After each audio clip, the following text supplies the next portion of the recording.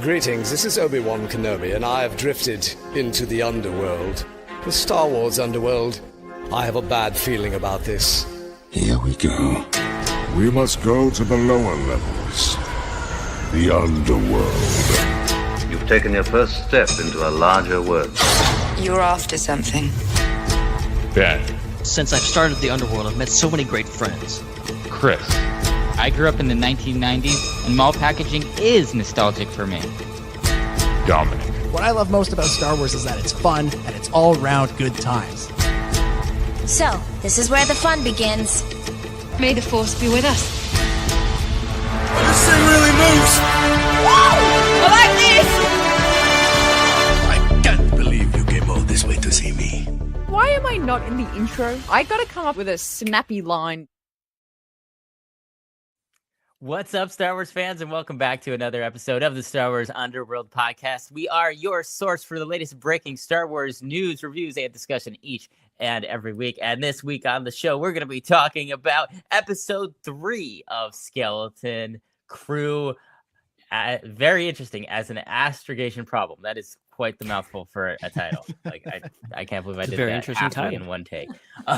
We're going to be talking about that and breaking it down. And we're also going to be getting to your hashtag Ask the SWU questions later in the show. So leave your super chats now for us to respond to. And we'll also be getting to some stuff from the Discord server as well. So get on that if you are not. My name is Chris. And joining me is my good friend, Mr. Dominic Jones.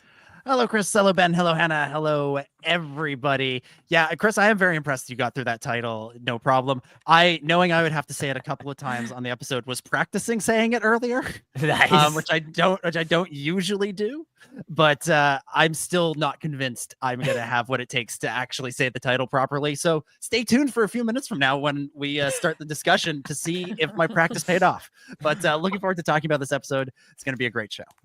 It is hilarious because I had forgotten the title, because who's going to remember that? And thankfully we are titling our podcast episodes on YouTube after the episodes we're reviewing. So I just basically read off our YouTube title from the screen, and my brain, first was like, oh, this is great. The title's right here. I don't need to quickly search for it while the intro is playing or anything, or go find our show notes, which I've lost under my seat somewhere. But it's a good thing. So it's a good thing that that's what we're doing, and we didn't, just change it up and make the title a typical Star Wars YouTube video title. And you would have been like, we're going to be discussing today's episode of Skeleton Crew. Kathleen Kennedy fired, woke nonsense invaded Star Wars again. Mark Hamill cries. That's the title of the Skeleton Crew episode. Yeah. 5 out of 5. Nothing woke in the episode. That's what we would call it. If we were titling it like everybody else. It's shocking that is what clickbait has come to. Yeah. Also joining us, it's Ben Hart, the Star Wars guy. How's it going, everybody? Look, I have been these titles, man. These titles. Speaking of the title of this YouTube video, I put just a normal thing in our YouTube, and I debated. I'm like, do I put the full title in the title? Do I do that? And then I'm like, no, I'm gonna do it. I'm gonna put the whole thing in there. I'm gonna put the episode, the number that it is, and I put Skeleton Crew in review, and I put it in StreamYard, and YouTube's like, nah, that's too long. What happened to me? Characters too long. It's too much. It's too long. Oh, I'm like, my crap. God. So I had to remove in, because I was gonna be like Skeleton Crew in review, and nah, couldn't. YouTube wouldn't allow that. It says that on Twitch, but not here. Oh my gosh, I thought you were going full review bro there for a minute. Oh my gosh. Also joining us all the way from the Hannah side, it's our good friend Ray. G'day there. Good to be back this week. Apologies for being absent for the premiere episodes, because they were some delicious episodes. But yes, I mean, going on the theme of critiquing titles, there is so much punctuation in our title today. There is like 3 like full stops, a dash, like multiple quotations. I had to use the dash second because there was already other Just thing say in there. I have to get creative, 1.03 okay? Dude, And there's a comma in the title The itself. code to the.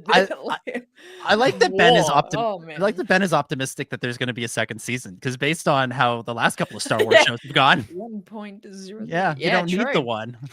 That's a good point. That's a good point. Also, not to bring things down. Yeah, but, you know. geez, dampener, Dom. Thanks. Yeah, well, it reminds me back at the day of Mando coming out, season 1. It's like, wasn't it just such a simple time? It was just the child or the bounty or the droid. Like they were It's all a Baby Yoda. Just one word. Can't believe I've completely removed Baby Yoda from my vocabulary, and I've almost completely removed it from my family's vocabulary. My mom is actually finally saying Grogu because I've been saying it around here for so long. Yeah, just bullied your family into not saying Baby Yoda anymore. Good job, Ben. I just say both. I just say Grogu. You know, we got through it. Baby Yoda. Yeah. So I just think that I have a very good new password to use that is gonna be perfect for everything because there's just you got upper and lowercase numbers in the title, you got all the punctuation, special characters. Really? Like this is a perfect password. Like so you just copy and paste the title of this YouTube video into your password thing. That thing's gonna light up green. I can't Great even password. say that word. Astrogation. Astrogation. Yeah. Do I know what that is? No, but I'm pretty sure it's a made-up word. pretty sure. I immediately Googled it as soon as I saw it. I'm like, what is this? Thankfully, we do have a spelling expert, though, on the show.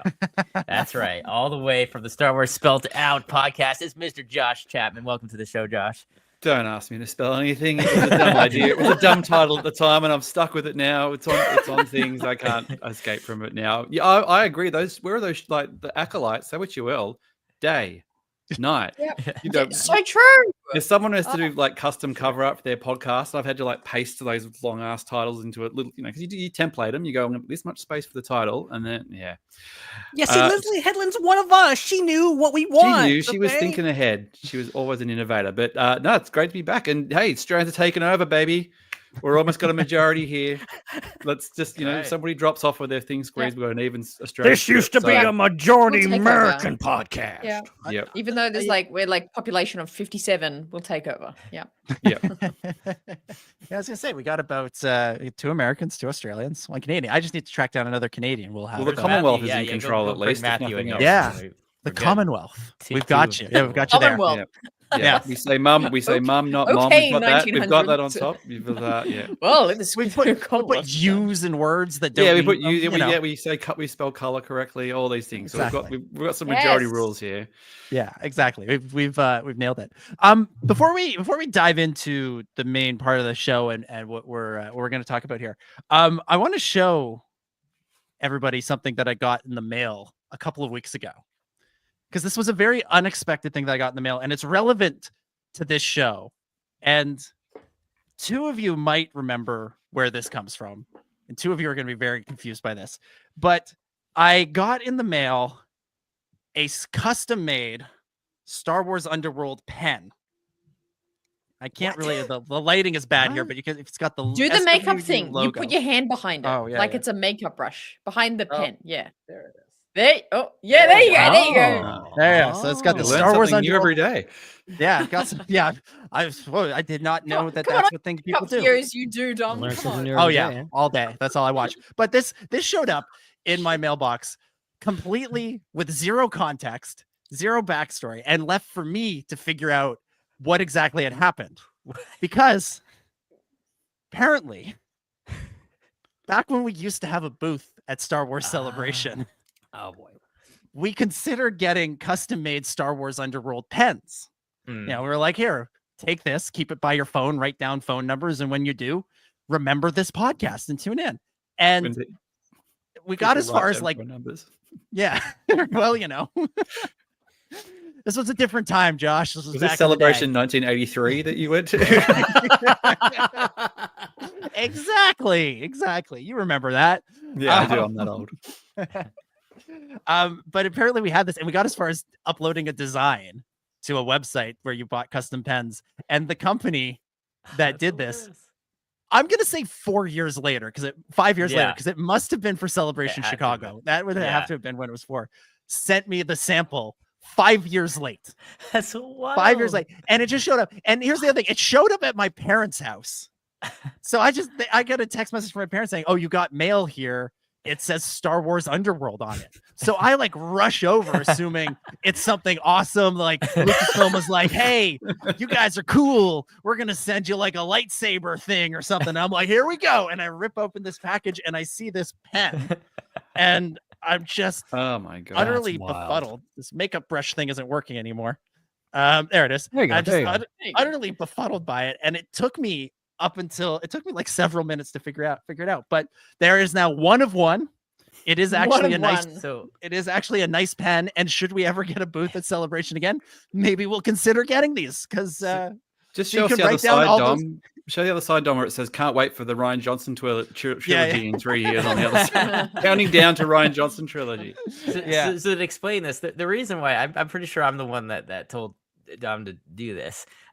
So the reason why this is a thing is because back in my previous career, when I was an actor, I had to fill out these agreements that they were allowed to use me on TV or in a movie like every day. Every time they'd film something, I had to find a pen somewhere and fill out this contract. And finding a pen was sometimes difficult. Sometimes like 100 like extras had to share like one pen, and it would take like 30 minutes to sign the paperwork. And so I had this idea of, wow, it would be a great promotional item for a company to just give away pens, because there's lots of situations where you might actually really need a pen, and no one ever throws away a pen. Like, you keep it until you're done with it and the ink is out usually, because you never can have enough of those things. So that's why I had that idea for a pen, and why I thought it would be a cool idea to have one for our booth. But I guess because the sample was not sent in time, we never actually got to do it.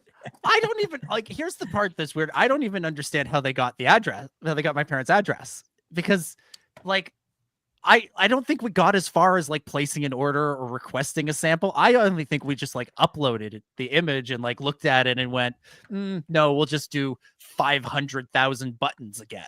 I've just gone through the books to find. This is quite embarrassing, but literally next to my desk, right where I am right now, I've got a bag, and inside I've got a bunch of custom pens with my name on them that my father-in-law brought over. I think he must have done something for his business. Josh, so he made a bunch of pens. Hold that pen up, because I think it's the same pen, just different colors. I think they're coming from the same factory in China. Yeah. They literally are. Yeah.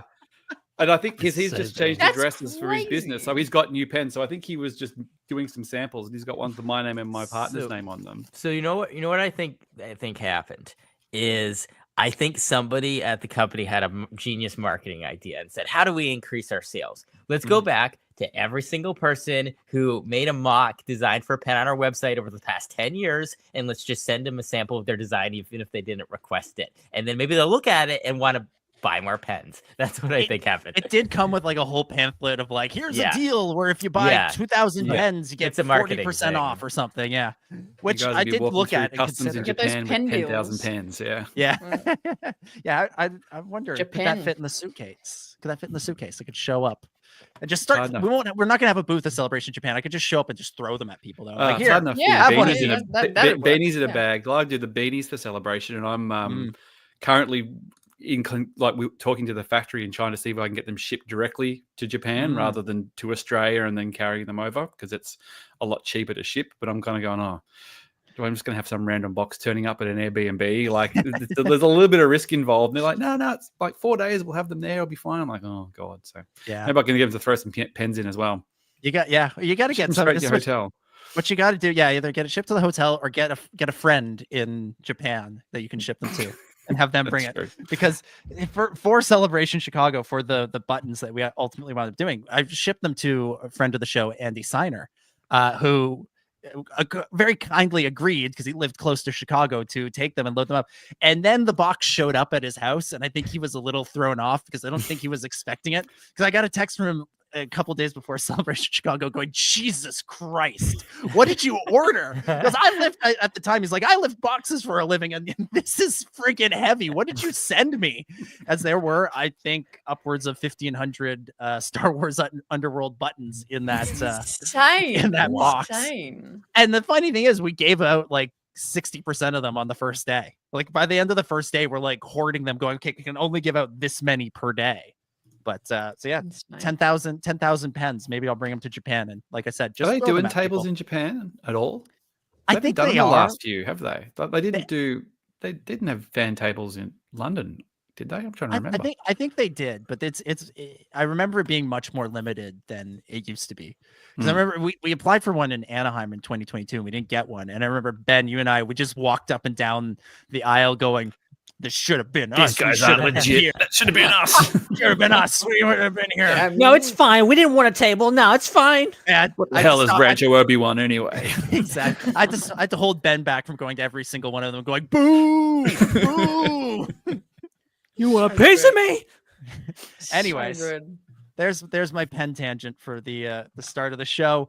Wow. Chris, let's plug some things, and then we can actually talk about Skeleton Crew. People are like, it's 15 minutes into the show, and all you've talked about is pens. All right, we can do this real quick. And punctuation. If you're watching on YouTube, punch that subscribe button. If you're watching somewhere else, you can also subscribe and leave a review. Even if you're listening, you can do that. If you're on YouTube, you can super chat and become a channel member. Everywhere, you can click on our Discord link and join our Discord server. And make sure you follow us on social media at the SWU. We are also on Blue Sky. And after you're finished watching this, please check out the other shows on our network. We got the Raeside, Uncanny Tales, From Beyond the Galaxy, Tractor Beam, and more. Done. Boom. It was fast. Speedy. Damn. All right, let's get into things. Let's talk about Skeleton Crew. We are, of course, talking about Season 1, Episode 3. Very interesting, as an astrogation problem, written by Christopher Ford and John Watson, directed by David Lowery. Let's go around the table, give some initial impressions on the episode. And Ben, I'm going to throw it to you first. What did you think of Episode 3 of Skeleton Crew? In one word, delightful. It was a delightful, fun episode. I really, really enjoyed it. I think it continued. I think the David Lowery of it all, his stamp on Star Wars just continued from the last episode. I think you could easily kind of put them both together as kind of like one big episode.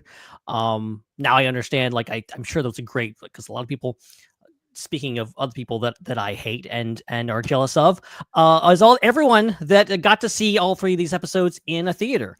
I'm sure that was a great experience. I think these episodes play really well together.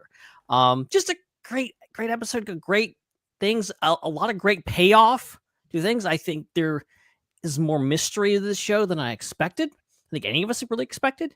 And they are very quickly starting to answer some of those questions. I think there's a lot of shows, a lot of movies, whatever else, that like the big mystery at the beginning, we're going to ask this question and we're not going to answer any of it until the very end. We're going to save it. We're going to hold you in contention. We're going to give you little bits just to keep going. And this episode was like, no, we're actually going to give you some pretty big hints at where we're going. And ask, like, I love the whole conversation that they have on the ship while Jod is gone. And they're like, well, how could he do this? How could he make stuff float if he doesn't have the Force? Well, we use string. Like, that's literally what we've been talking about for the past month, is like that. Like, that's Star Wars fandom in a nutshell. These kids are so great. So yeah, it's just a fun episode, and really moved the plot forward, introduced some really great elements, Kim being one of the biggest ones, and just overall just like really pulls you into like, okay, I'm down. I cannot wait for next week. Yeah, absolutely. Josh, what about you? What did you think of not just this episode, but the series as a whole so far? I'm loving it. I've kind of had a slightly different experience because I'm watching with my kids. So this is the first Star Wars new thing that I've watched with my kids that sort of come out. So they're 9 and nearly 6. So they're sort of working their way through the movies and things. But I was like, well, I think we can watch this as a family because it sort of drops in the afternoon in Australia. We can sit down, we can watch it, and they're loving it. And I think it's really good. It's it's not the deepest thing ever, but the pace is great. The kids great. The story's great. And I did like this week that it moved at a clip, like Ben said. It moved fast. We got places. I kind of thought, oh, maybe we'll spend all this episode getting out of that jail cell and getting off, like just getting to the ship, and that would have been the whole episode. But it was like, no, we moved the plot along. We put a mystery on top of another mystery, resolved a little bit of mystery, but we kind of, gave you a little bit, took a little bit away, and that Jude Law, he's a handsome man, isn't he? Really, he's I don't trust him, but there you go, aging like fine wine. But, Josh is just gonna get lost in his eyes. I know, look at that. I am. It gives us hope for all blokes approaching middle age. No, I think it's really good. I'm really excited to see where it goes, and it's just been fun watching it with the kids as well. And that's what Star Wars is for. It's for your kids, or the kid within you. Yeah, I will say, Josh, I did cringe a little bit when they said to Jude Law, you need to go back for the droid, because I had the same thought of like, oh, the whole episode's going to be within the prison. Like we were out. And then, But then it kept going after that. I was like, okay, all right, I can accept this. This was good. I like this. Hannah, over to you. Same question. What did you think of this episode and the series so far? Yeah, echoing all those points, I'm having such a fun time with this show. I think the Easter eggs and the details is just so fun to pick up. Like every scene, I'm kind of now looking out for what's in the background, what else is happening in this shot. So I'm loving that fact. And just the overall storytelling for me is of such quality. Like even though this is geared to a younger audience, even though, script wise, it's quite straightforward and simple for a younger audience to understand, I feel like it's still so well done, so well thought, so well written. And yeah, like Ben was touching on, just the way that they've introduced this mystery, the main mystery being what is that Atten, and I think also Jude Law's character. And this episode, we learned things, some things were answered, but it still is just adding to the mystery. It's not just being like, what's the planet? And then we meet a character that just says exactly what the planet is. That has happened a few times in a few previous shows where we kind of just need to wait till next week and then someone just tells us what we're trying to figure out. Where this is an actual unfolding story. This is actually like we're getting pieces of information as the audience to piece together what's happening, but we're not getting just told the answer to all these things. So loving that fact. I just think it's really well polished and rounded out as a show, which I'm actually really happy about, because this show I think wasn't really talked about, wasn't really hyped up a lot. It was only about 10 days before the show came out where they started pumping that promo. So I think it went under everyone's radar, but it's turning out to be a real impressive piece of Star Wars. So I had it's good to have a smooth, and this is no detriment to anything else, but a smooth win, and for a mostly just going along and everyone's just having a good time, and it doesn't kind of have the things for people to use as ammunition for better or worse. And how could you not like it? It's kind of that. How could you not like it? Like, what's wrong with your heart if you're not enjoying it? Really, you're really what's wrong with your heart? So, it's too small. Yeah, that's right. Yeah, this is very much the Grinch on Christmas morning of Star Wars shows. You're like, it's nice. It's nice. Chris, what do you think of this one?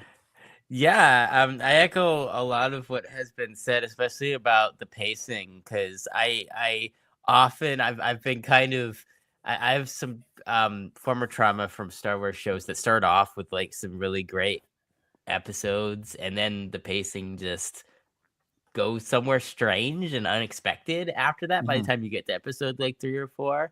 And so what was great is I felt like the pacing was very much just even keel with the last few episodes, and if you had watched last 2 and this one, or you watched all 3 together, either way it felt like a match. So they did a great job with that, and I feel like this format this format works really well for Disney Plus, because I understand a lot of us are watching the show, week by week, because we can't wait, for the whole thing to come out before watching it. But I think the majority of people that are going to end up watching the show are going to watch it in a binge, or just, they're going to watch a bunch of episodes and then wait until they can watch more. And it's not going to be week by week. And so I think having even pacing is going to be really, really good for that. So yeah, hats off to them writing the show and the final edit really being cohesive with the last 3 episodes and the first 3 episodes of the show. So yeah, this was another great one, another really exciting episode with some great action, some helpful and interesting exposition, and moving the story forward, but still keeping it in the spot where it's really, you really want to know what's going to happen next. So really great writing for this episode. Yeah, this series has done such an amazing job of putting the wonder into Star Wars, or back into Star Wars. A lot of the shows in particular have tried to play to that older audience, and as a result, they wind up being, they really aim for the gritty and for the like intense parts of the story, which has a part in Star Wars to be sure, but it's not the whole thing. And I think if I were to sort of pick out flaws in say the Acolyte or certain parts of Mandalorian, is that they leaned too much into that side of things and they don't embrace the wonder. And when I say wonder, I don't mean silly, because there is silly, and silly is part of Star Wars too. But there's just something about seeing these kids off on the adventure, looking up to Jude Law at points, thinking, is he a Jedi? Is he not a Jedi? Like, that's like Wim following Jude Law around going, this guy's a Jedi, he must know everything. It harkens back to something like in the original film of looking up to Obi-Wan. And, Luke is older in the original film, so it's a little bit of a different relationship, but it's got that like feeling of wonder, and you're going out and you're seeing new things in the galaxy. The cantina scene in Star Wars is so iconic because it's like, it is your first steps into a larger world. Like, you've gone from the opening sequences of the movie that are relatively familiar. Yes, there's a lot of like robots and weirdness to them, but you haven't seen a ton of aliens. There's been the Tusken Raiders, but not much more than that.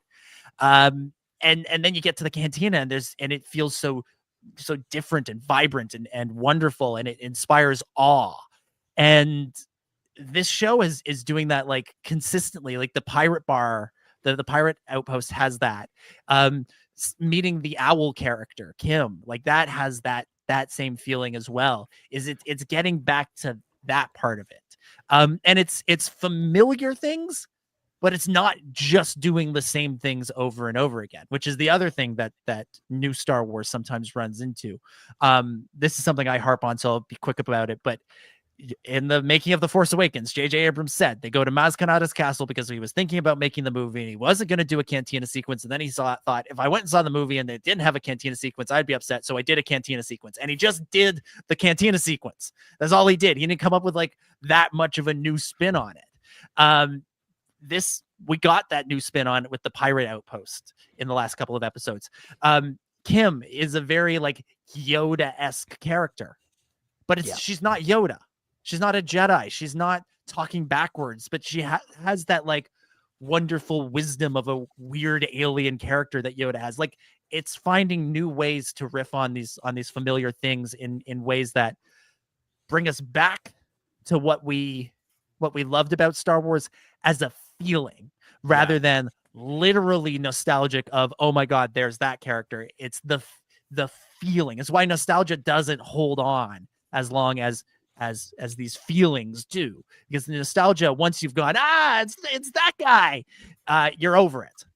This is like perspective is the key here. Yeah, it's perspective, because in New Hope, everybody was Luke, because we'd never seen anything before. So we're all going through the prism of Luke going into this world and seeing this world. We're all there because we've never seen it before. And as it goes on, you get to Empire and Jedi, you're like, oh, I've seen it. And then there's more and more things. You're dealing with all these adults who are living in this world. So it's their day-to-day. Nobody like goes, oh, that's weird. There's like a hammerhead walking past or whatever it is. Like, that's their lives. But, apart from the Endor movies, which is, canon, let's include them. But this being a kid's perspective just gives you a perspective we've never had. So everything is that from that point of wonder. And especially so because the genius part of this show also is that they've come from a place where they haven't seen everything You know, even Neil is like, look at that alien over there. That's a bit freaky, you know, because there's like 4 species on their planet. So you've got this thing where you've got, not only have you got a child's perspective onto things and you've got that naivety and that sense of adventure, but you're also going, as far as they're concerned, they're seeing everything for the first time as well. So you're going through that as opposed to, you know, Mando, who's a bloke who's seen it all, or Ahsoka who's seen it all, or all this sort of stuff. So I don't know if it's a trick you can always repeat, but it's a great trick to use now for sure. Josh, I promise I'm not making an old crack at you, but like it's something that maybe you can speak to in the sense that you have kids. Yes. And you know, let's use Christmas is coming up, so let's use Christmas. Christmas as a kid, you have all these sort of wondrous, wonderful memories of. And as you get older, you can get really sort of cynical about it. The prices, the gift giving, the phoniness at office parties, and you know all that stuff. You can get really cynical about it. But then you have kids. And it's wonderful again because you're seeing it through their eyes. And that's almost what this show is doing is for those of us who are older and we've experienced Star Wars already, we can't be Luke again, but we're getting to watch all of these kids be Luke. And they're going through the feelings that we had watching Star Wars for the first time. And I think that's part of what's so wondrous about it is it's almost like it's allowing us to be all of these kids as parents, seeing them be in awe of Star Wars, and that makes us in awe of Star Wars again. Yeah. Does that make sense? Yeah, absolutely. And Christmas is big. You know, my kids still believe, and you encourage that as long as you can. And this show's come along the right time for them. But again, they've had somewhat of exposure to Star Wars. They haven't seen everything, but this is like it's been custom made for them. And at the same time, you're watching it, you're going, I remember that. I remember seeing all these things for the first time. And kind of, do you trust adults or strangers and all this sort of stuff? And we'll get into it when we dig into it more. But it's a really clever idea, and it's kind of amazing that it hasn't kind of been done yet. Mm-hmm. Yeah. I mean, it's shocking that, you know, people will try to remake that experience of Star Wars and think that it means I just need to make something that's similar to Star Wars. Like we've seen that so many times of a movie or an episode of a Star Wars show that is just a reboot of something that we've already seen.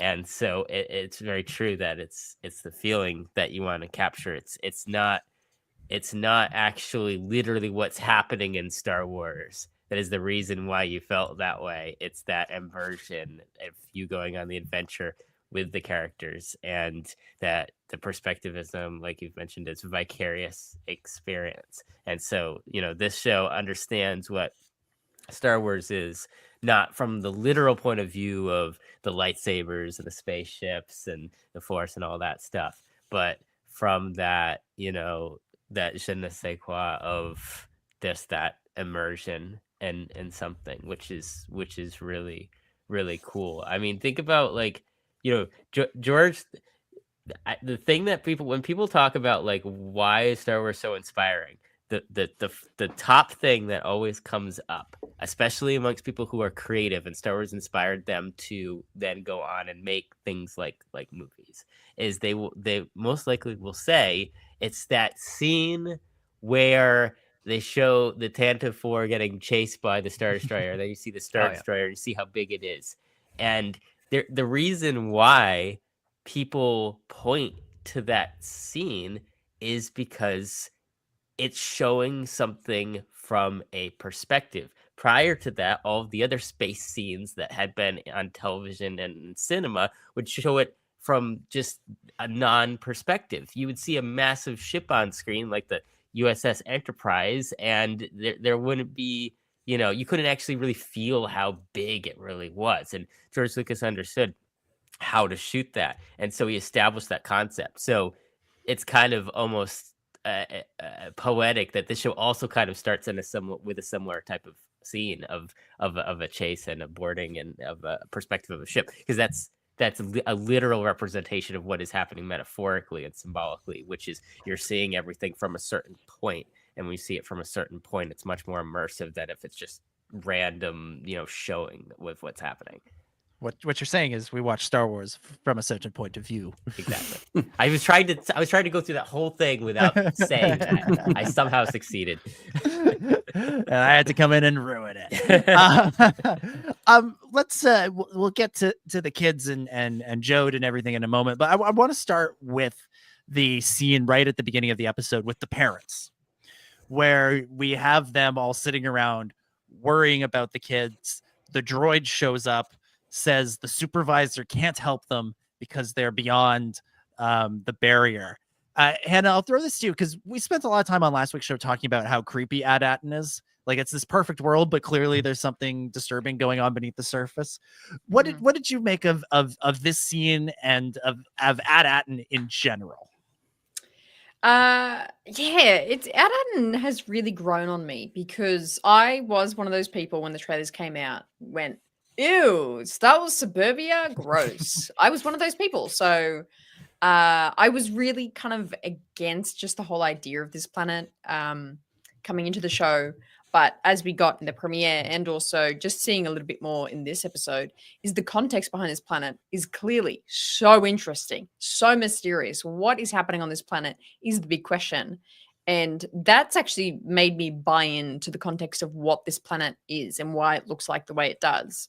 To really show this, this is a secluded, hidden away place that the people on the planet don't even know that they're hidden. And there was such great little Easter eggs, like throughout this episode specifically, to signify that more. I think it was Wim's dad that mentions the Republic. He doesn't say New Republic, he just says Republic. And then, then talking with Kim, the kids kind of mentioning, oh, we don't really know any other planets. We only know Coruscant and Alderaan. Like, and then who was it? Kim that says like, oh wow, or something. She's had some. She says, line. "Missed the war, did you?" And he's like, "What? What war?" Yeah. Like, that's so good. Like, that just showing that the mystery is still ongoing because these kids, and I think it's just so interesting because, and we were just talking about before about perspective. It's like, we know what's happened to Alderaan. We know that it's not the Republic as the audience, but the kids don't know. So you have that feeling where you want to like reach into the screen and like just be like, it doesn't exist. Oh my God. And so, yeah, I think just the mystery of this planet is really intriguing. I've got a like few theories about what's happening on Ad-Atten. Pointing at the obvious of just it's got to be controlled by someone. Who is that someone? I think it could be a villainous group, perhaps last seen and only talked about in the High Republic, maybe. Because there's, of course, I think there's a lot of lore ties into what this planet's really about. It's pretty cool. The acceptance is the weird bit. Is that like we live on a planet where we can't get off, and we know that there are planets out there, but we assume that there's nobody out there. Like, they live on a planet where they can't get off, but they know that they lived in a society where there were other planets, and yet nobody seems overly keen to leave or even asking any questions about it. Like, the kids they just sort of like, well, you go to school and you live your life and you do this thing. So what? I know they're being told to do some great work, but I don't know if you lived somewhere and you knew that there was more out there and you knew you couldn't leave. I just feel like it's weird. Like, unless they just, there's a whole place of dissenters that are all locked up. Like, maybe there's people who ask questions get shoved off, and the society's created to sort of keep you down. But they seem to know enough about it to kind of weirdly just go along with it. Yeah, I think that's the plus of our main characters being children, is that when you're a kid, that's just the way things are. You don't really get. It's not until you grow up you're like, oh, I should have questioned that. I should have I should have thought more critically about that. That didn't make any sense. Or stuff like, I remember specifically stuff about the real world and stuff about Star Wars that as a kid, I was like, this doesn't make any sense to me. But when I grow up, I'll figure it out. When I grow up, that'll all make sense. And spoiler alert, grew up, still doesn't make any sense. So. But even the adults seem to be going along with it to a point as well. I mean, I know Fern's mum seems a bit shady. That maybe she knows more than she's letting on, but yeah. The adults seem to know something, but they're not. I think they know enough to be like, we're doing this thing. We're doing the great work, but they've maybe been doing this for generations. They were told by their parents, do this thing. And they're like, okay. And they just keep doing it. And they're under surveillance. They are under the thumb of these droids. or under the the manager or whatever, supervisor. So like they are, whether they like it or not, whether they recognize it or not, it's kind of authoritarian police state, kind of. Yeah. Well, and nobody knows what it is that's actually going on, right? There's that great scene where the kids talk about, oh, my parents are analysts and my parents are this. What are they analyzing? What are they actually doing? Nobody seems to know. The parents, it seems that they're like almost so busy. They're kept so busy doing busy work that they don't stop and question it. Like Wim's dad in the first episode is constantly going and running, and he doesn't have time for Wim. He can't read stories. Like he's not going to be around for a few days. That's why he has all the Old Republic credits. And same thing with Fern's mom. It seems like there's something there as well. Can I share a theory on their dad? I think that Wim's mum is alive and she's a dissenter who asked too many questions and was removed or locked up somewhere, and therefore they've kept the dad busy to keep him not prying into it, or just sort of, you haven't got time to figure out where your wife went. You've got too much analyzing to do. Too much analyzing. Yeah, exactly. Whatever that is. Yeah, it's just busy work. Yeah, and you have to stress to your kids, you need to succeed. Otherwise, same thing that happened to mom will happen to you. Because like that's the other thing is like both Fern's mom and Wim's dad are like obsessed with these tests, obsessed with the school system, obsessed with all this stuff. She goes out of her way to get Fern to back at the top of the class. Like she goes in, she's like, I had a word to him and you're top of the class again. So don't worry, even though you've been up to getting in trouble, riding your motorbike around. Yeah. All this to say, there's something going on At-Atten. What it is, we will find out presumably over the next 6 weeks. Let's talk about Jude Law, aka Jode Nana Wood, aka Crimson Jack, aka who knows. What's going on with this guy? Ben, let's go to you. What's going on with this character? How much do you believe him? Does he have the Force? Is it all simple tricks and nonsense? What the hell is going on? Answer this for me, Ben. I'll give you 30 seconds. Okay. All right. Well, geez, 30 seconds.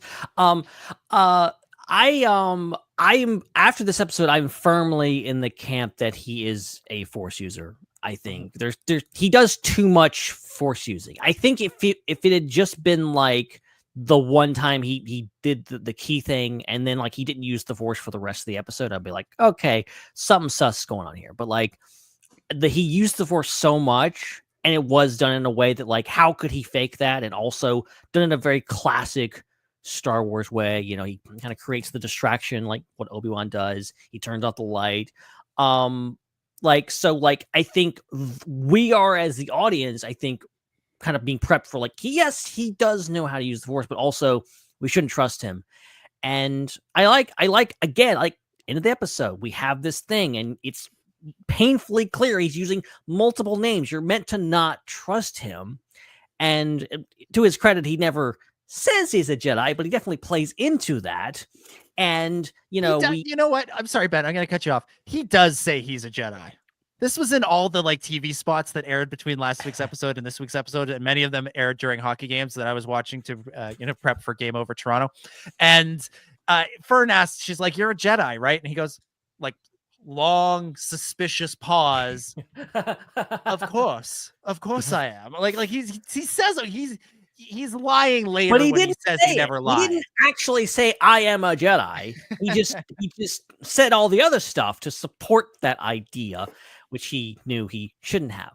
But I think we do get some of the truth that he's like, I'm alone. I'm just like you. And I think he sees a lot of himself in these kids, but also he's in a, he's just trying. I do wonder, because he says like, because they're like, oh, there's no treasure on our planet. He's like, that's not what I'm after. And I kind of take that as like, he wasn't lying to them. I think he wants something else. I'm curious what that is. And, obviously he's kind of in it for himself. But I do like this. I like the kids' skepticism of him. I like that the kids are really well acted and well written. And like, obviously Neil and Wim, they're on board. They're 100%. He's a Jedi. This is totally cool. And then, KB and Fern are constantly side-eye him from the background. Like, no way. I like that. I like that they're behaving like normal people would do in that situation. I think that's a really good idea to do, because I think that's one thing that kind of can pull me out of a movie or a TV show, out of a story, is when I can't buy that these characters would react in this way. Like, if I can look at that and go, like, if I were in this situation, I wouldn't be acting like this. And that kind of like can screw with my head when I'm watching something. Whereas, like, if I was in the situation, like, yeah, of course you would ask that situation. And also, you wouldn't accept this whole, like, oh, I'll tell you later. No problem. Just next episode. I'll tell you next episode. No, right now you're going to tell us what this is. What's going on. So I think he's a fascinating character already. And we've only been with him for one episode. Like, he was at the end of the last episode, but, he really haven't seen that much of him. And I think he's already a really fascinating character. I think the whole, making us second guess, what is his actual name? I don't think any of these names that we've gotten so far are his actual name. So we'll see in the coming episodes who else he runs into and what they call him. The one thing I'll say, I've only have two criticisms of this episode. One of them is that Crimson Jack is a terrible, terrible, lazy pirate name, but that's neither here nor there. Josh, I'll throw to you next. I mean, if you can look past the beauty of Jude Law for just a moment, do you trust this man? Look, I think what Jude Law, the actor, is doing is really walking this fine line of doing enough to be trustworthy by the children, but not be trusted without being dangerous. Because, you can't be kids. If they're smelling danger, they're not going to go with him, but they obviously know something's up. It's quite funny because you're talking about using the Force and things. Like, I just watching it at home, like on my soundbar, they even have the sort of, like, if you watch it on a decent sound system, it kind of does that, when he uses the Force rather than just, sticking his hand out. You can feel that sort of pulse that they use in the shows to show that the Force is being used, whether or not that's just a red herring or whatever.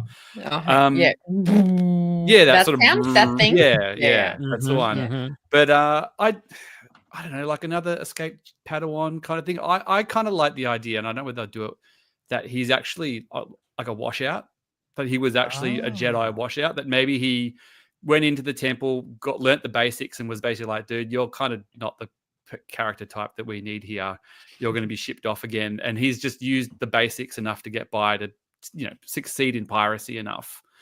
And kind of, kept it on the DL when you needed to, and then brought it back when you needed to, because he's living in a world post Return of the Jedi now. You could probably use the Force a bit more willy-nilly now. No one's going to come down on you. And, as far as women, everybody else knows, they don't know anything about. As far as they know, the Jedi are out everywhere. They're still the heroes of the galaxy. They're, there's a Jedi temple and they're everywhere. And I think at the moment there's 2 Jedi in operation, Luke and Ahsoka. Where are we, Mando time? Do we get technical on all those sort of other randos? So it's still quite a rare thing. So he's definitely not to be trusted, but I think they even call him a scoundrel. And a scoundrel is a guy who basically looks out for themselves, but ultimately will do the right thing. So he'll learn some lessons along the way, which is fine. Like, maybe he's more complicated, and there'll be bits where they'll trust him. He'll let them down, probably come in at the end and help them and stuff. But that's the nature of the story, and that's the nature of the character. And I think it's it's fascinating, and it's good. More interesting Star Wars people, but he's gonna let him down at some stage too. 100%. I want to jump on your theory there of his background, Josh, because I totally agree with you. I am of the belief that he is essentially a Force user, but was never good enough for the Jedi Temple. Like, what if he and his parents? I don't know if you've heard these rumors that there's going to be another Nana Wood in the show, but perhaps as a young child or something, he got brought to the temple to train, but he wasn't good enough. He didn't pass a cup test. He didn't pass that test. Stupidest test in all of Star Wars. Right? That he has the Force, but it's like not enough to be a Jedi.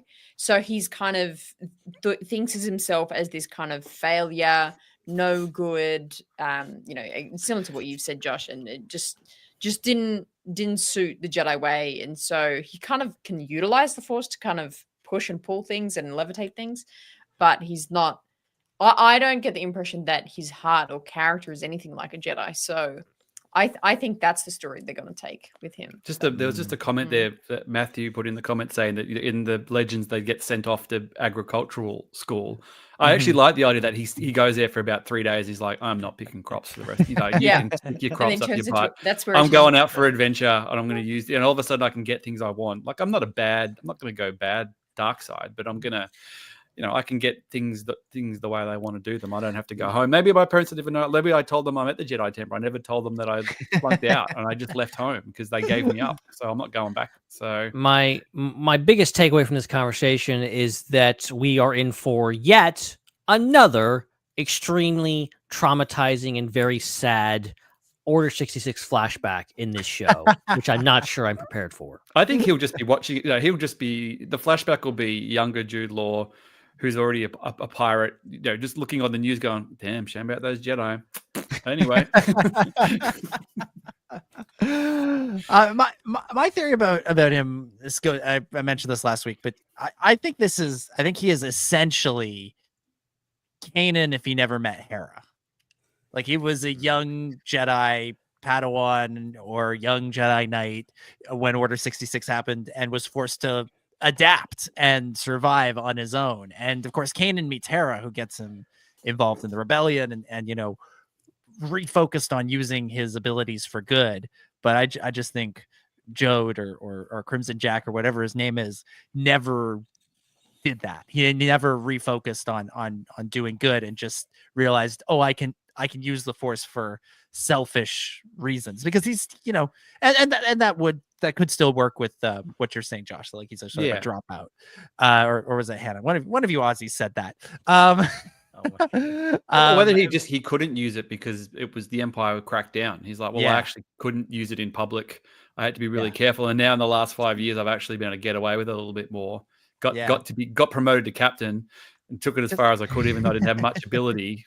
And now, I didn't deliver the goods and they threw me in the brig. So because he does have some it's like a little bit of wisdom. He drops some Jedi wisdom. He does say that the Force moves through us all. He talks about the distance between us and the key. It's an illusion. Like that's Kim called him out because remember she goes, "Oh, he told you to listen to your gut, didn't he?" Like I've heard that crap. I've heard that crap before. He's gone back to that old line again. Yeah. So I like that he kind of goes through the general Jedi wisdom thing, like the Force resides in us all, which is is he a Jedi or is he just regurgitating something that he might have heard a Jedi say to kind of keep up the act of things? But also there's I feel like a genuine moment in the thing, and this is actually in a clip that was released a couple weeks ago of Fern's oh, I thought a Jedi would never leave a man behind. And he stops and goes okay, wait, one thing, it's a droid. Secondly, that's not a Jedi thing. They don't say that. And he's right. He's on the money there. And it feels like he's maybe speaking from experience. Oh, maybe he got left behind. Oh, dang. I don't know. I know. Lots of mystery there, to be sure. I think everybody's missing the fact that he's clearly a clone. Look at his name. It's a clone of Jadna Wood. Is he a Palpatine clone? It's a Palpatine. The best looking one that came out. There's Jadna Wood. He's Jadna, not Wood, the clone. No, not that Very one. obvious reference. The other one. Let's talk a little bit. I think in the first 3 episodes we got a lot from Fern, we got a lot from Wim, we got a fair amount from Neil. The one who we didn't spend a ton of time with in the first 2 episodes, was KB. This episode we do finally get more than a few sort of moments with this character. Chris, I'll throw to you. What did you think of KB and what we learned and what we saw from her in this episode? Well, firstly, obvious reference to KB Toys, the former toy store. There you go. That went out of business for overcharging for Star Wars action figures by $2 whole in 1997. I think if that is enough to send the business is out of business. There are many that should be going out of business these days. It was them, and the only one that charged more was FOA Schwartz. Those people, like, oh my gosh, the action figures for the price they are now back in 1999 for the FOA Schwartz. But yeah, KB was a steep price store too for Star Wars stuff, so I would never buy it there unless I had to, which happened from time to time. Really cool, interesting character. I like how, and we talked about this a little bit last week, and it's continuing this week. This whole concept of, she's Fern's friend. She's kind of supposed to be in her camp, but she's actually always like reeling her back and telling her, no, that's not a good idea. We should do this instead. And she did it again at least once, maybe more than once in this episode, where she gave some feedback to some things that Fern wanted to do and said, oh, maybe we should do this instead. So I like that writing. I like that writing that she's Fern's friend, but still, very oppositional to her and usually more reasonable of the two. So I think that's a really interesting characterization. And yeah, I like how analytical she is. It's just each of the four kids have something very unique about them and a unique characterization, and definitely KB included. Yeah, both KB and Neil have a little bit of the, like, they're being sort of dragged along as the other one, and I'm liking that we saw this a little bit from Neil last week. Didn't get it so much this week, but we got it a lot with KB this week, that she does kind of march to the beat of her own drum.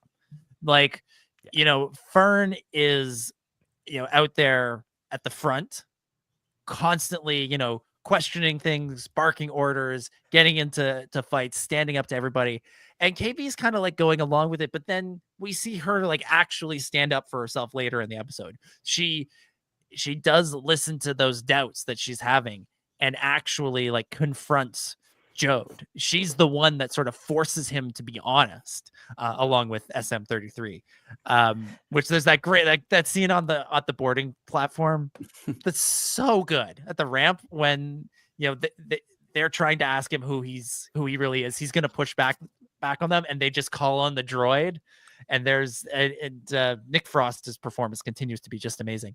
But KB, she's the one who, a lot of these kids run into every situation head first, ask questions later. She's the one who's there to ask the questions. She's the one who's there to go, hey, wait a minute. Are we actually doing the right thing?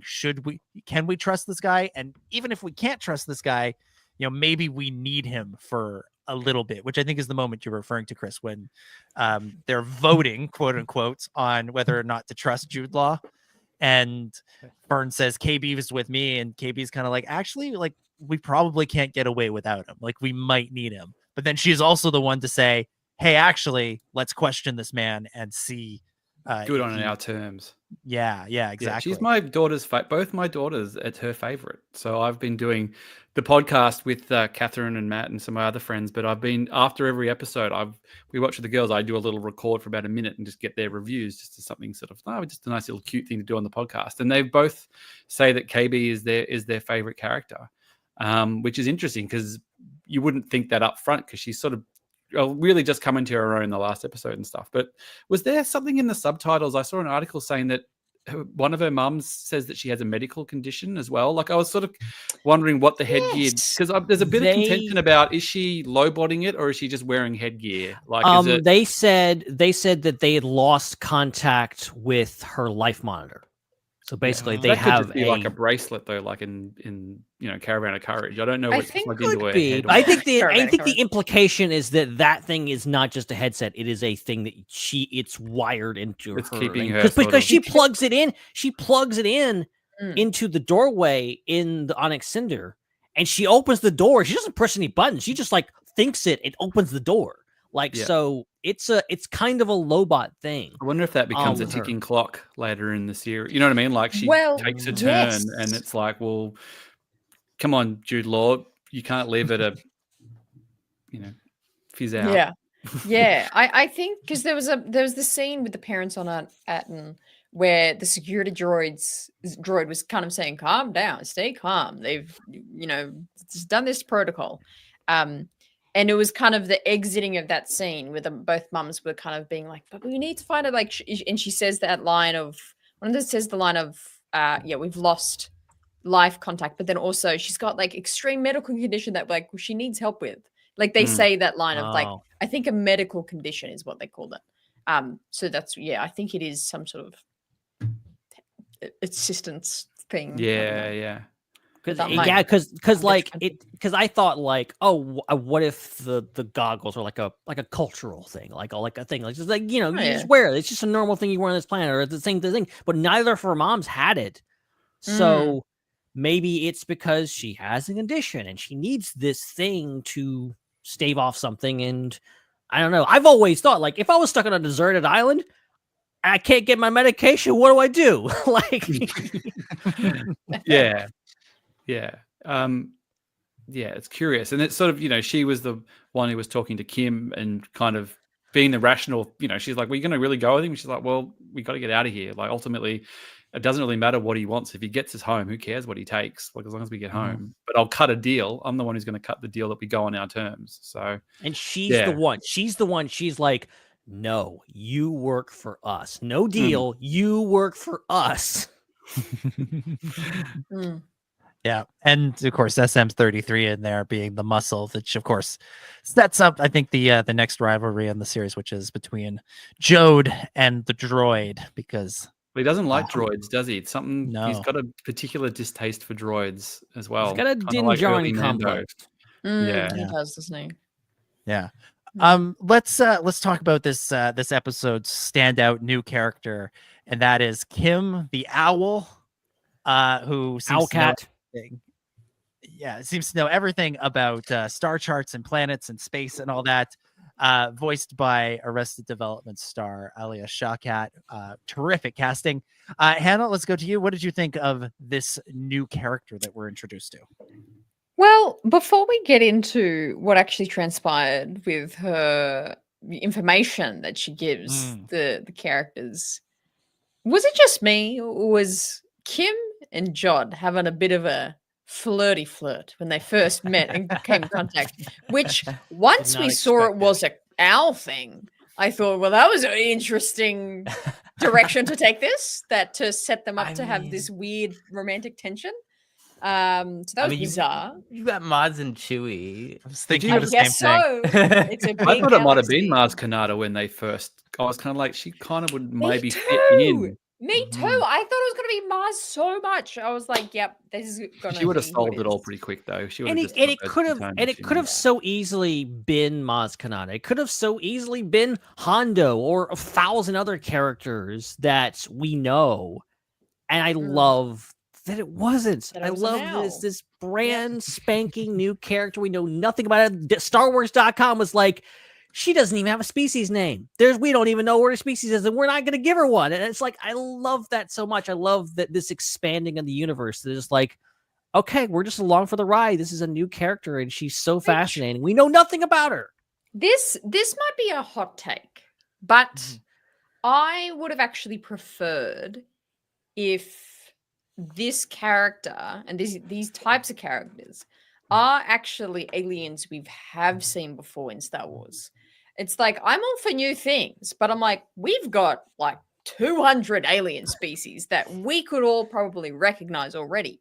And so how cool would it have been if it opened up and it was like, it was a Rhodian, or it was an Ithorian, or if it was one of those like butt face animal creatures. I've never seen a Rhodian fly, so I think I'm happy with an owl. What? Well, the flying wasn't detrimental to the story point. It was absolutely essential, Hannah, and you know it. What? No, but I don't want to shit on Kim because it was a really cool character and I actually really liked her. But I'm like, can we not just do one that we already know from Star Wars? Because that just, I don't know, makes it more familiar. But that aside, great character, well written. I had my absolute mind blown when I looked up the voice actress of this creature. because the whole scene, I was like, I can't wait to Google who this is because this voice is so familiar. Like, I definitely know this person. I couldn't place it at all. And then looking it up, it's maybe from Arrested Development. Blew my mind. I'm like, oh my God, that is incredible. So I really, really love amazing that as well. casting. Yeah, amazing. Great casting. choice. Great choice. But yeah, really cool. Ben, what did you think of Kim?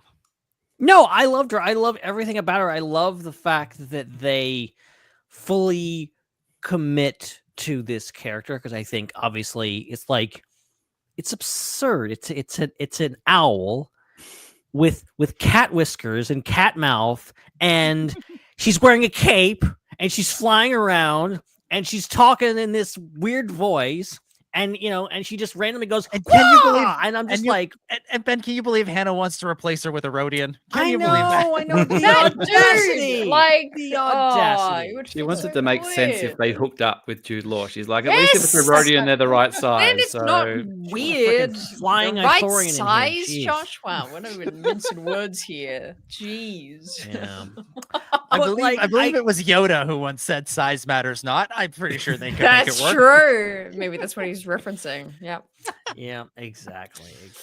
But no, I've never fallen in love with a character so quickly. Maybe Grogu was a pretty quick turnaround on that, but like this is a character that just like this makes perfect sense. And like it's funny when I first saw, because like obviously it was leaked a little bit. There was, I believe, a Funko Pop. There was like a keychain, and I was just like, oh, cool background character that won't do anything, and it's just like gonna be there, and we won't know anything about her or him.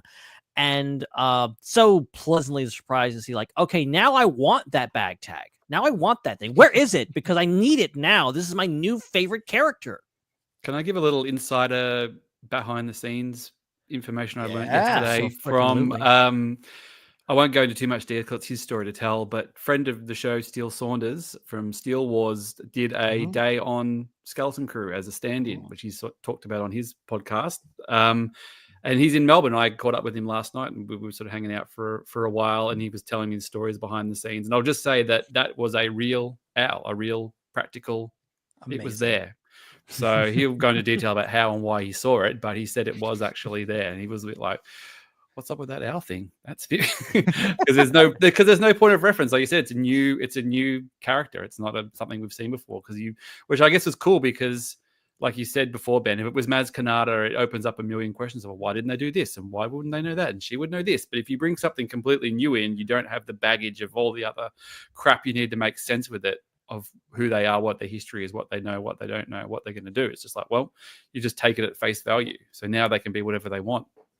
Yeah, and they rat them out or betray them. So instead of like being a character, and look, if it was Maz Kanata, I would be like, oh my God, I'm glad they brought back Maz Kanata because I love that character. Like I would be totally change my tune. Like I'm not gonna mince words, but like I think it becomes this, oh, look at this character that I know, this first surprise of like, oh, the character that wears off the second time you watch it, because it's like, oh yeah, I know Maz Kanata, or I know Hondo, or I know whoever.